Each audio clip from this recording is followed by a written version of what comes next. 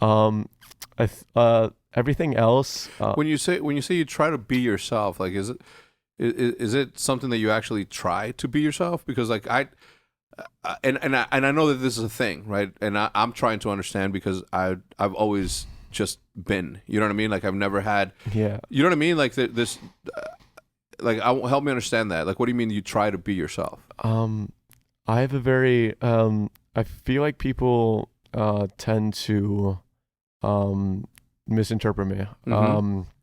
I have two personalities. Purely because that's how I guess my brain has divided them too. My one personality is just winning, pure winning. Mm-hmm. I only care about winning, and when I go into work and when I'm like going into that like kind of mindset and everything like that, winning is the only thing that matters to me. And the only thing that I care about, like I'll do anything it takes to win whatsoever. I'll put in the time, the effort. If somebody wants to label me as the bad guy and tell people what they're doing wrong, I'll do it. Like, be mad at me. I don't care. If you want to yell at me and take out your frustrations on me, do it. Like, I'm perfectly fine with that. I have a super high tolerance, and I have no emotions when it comes to Call of Duty. As long as I'm winning, Yeah.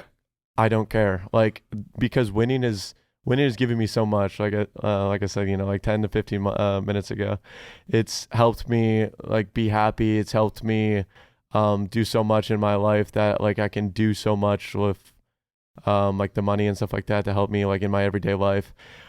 I will never get tired of the feeling of winning ever in my entire career. I Mm-hmm. will never. I could win everything and I would still put in the 14 hours every single day to win. I need it. I crave it. It's something deep in my bones that I wake up every single day and I just have to have it. Mm-hmm. The second personality that I have is it's funny because the way that Alex says like people say I'm a good person and I'm just like how can you tell? Like how can you tell I'm a good person when all people see on in a global eye on stream like every single day is me yelling or me Mm-hmm. being mean or me just being that guy that Yeah. literally is doing everything that needs to be done to win. How do you know I'm a good person? And they're just like I don't know. I just know. And I'm just I agree. like it's just like one of those things where I'm like I always ask that question. How do you know if I'm a good person or not?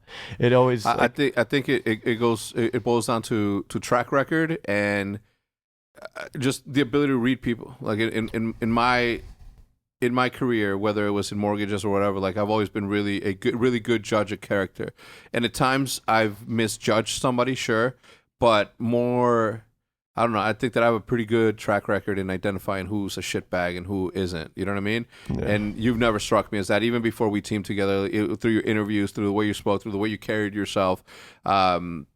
In and out of the game, like you never struck me as anything besides a good person, right? Like you can tell, and you don't go out of your way, but like, oh, Maddie's a good person. Like you just know because of people's track records and the way they Mhm. act. Like you seem like the type that would, if you're gonna order food for yourself, you would ask people if they want to eat. You know what I mean? Oh yeah, that's I thought Matt yesterday ordered fucking pizza and didn't tell anybody here. really there's nobody here really.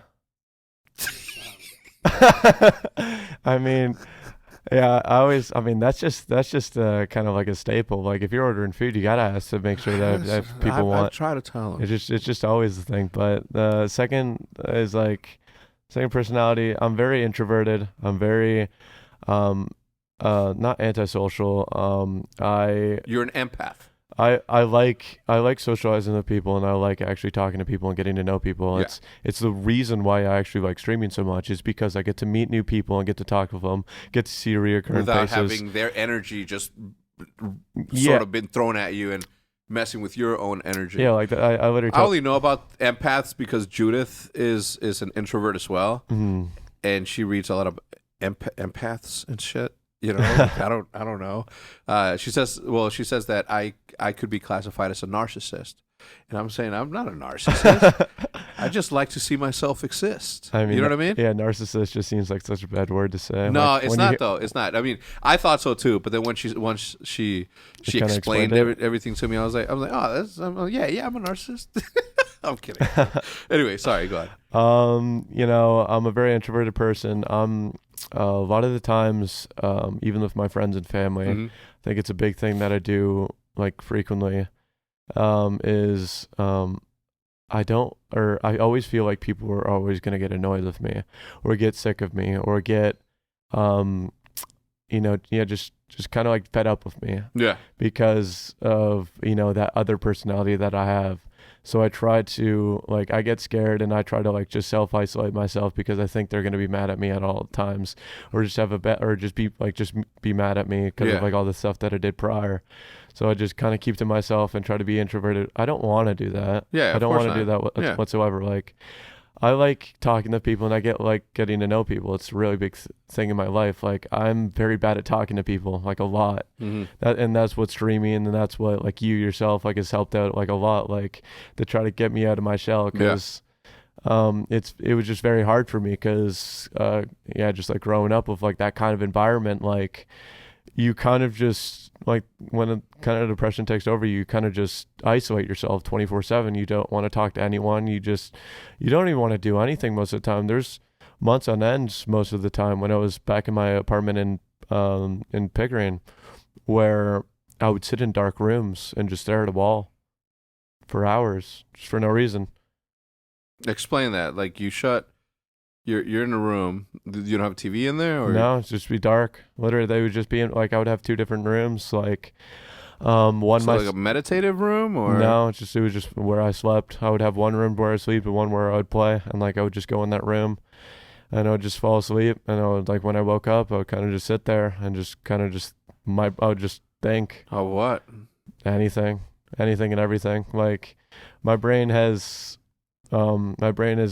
gone down a lot of dark alleys and a lot of dark paths in those kind of mindsets. So I'm not gonna like go on that like topic. It definitely is. What sort of exercise do you go through to get out of that mental sort of dark path as you call it? What have you trained yourself to do that, to No, just like get out of it instantly, or does it take a while? I think the best thing that I ever did was move to Dallas with Alec.